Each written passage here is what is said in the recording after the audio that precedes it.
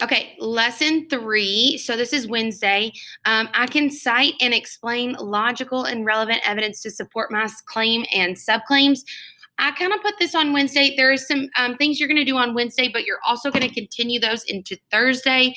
So please make sure that Wednesday and Thursday are done by Thursday. Especially for B group, I need you done with this when you come in my class on Thursday. So make sure Wednesday and Thursday are completed before you come in. So citing and explaining logical and relevant evidence. Again, here is your activating schema. You will answer that down here. And then you will also, here's some music for you if you want to listen to that. It was going to play the song and everything. So mini lesson for you. Review citing and explaining evidence.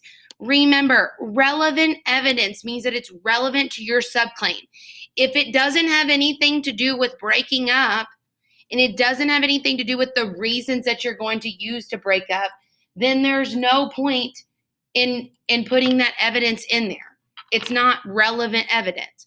Logical evidence means that you want to include the right evidence. So don't, if you're going to talk about breaking up because you haven't spent enough time together, don't use last week when you only spent 4 days together. You might use a week as an example that you only hung out one time, if that makes sense.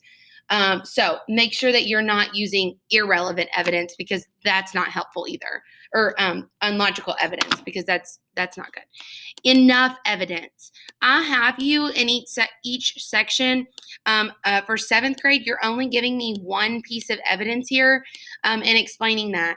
So the difference is that I want to make sure that you understand putting in your evidence.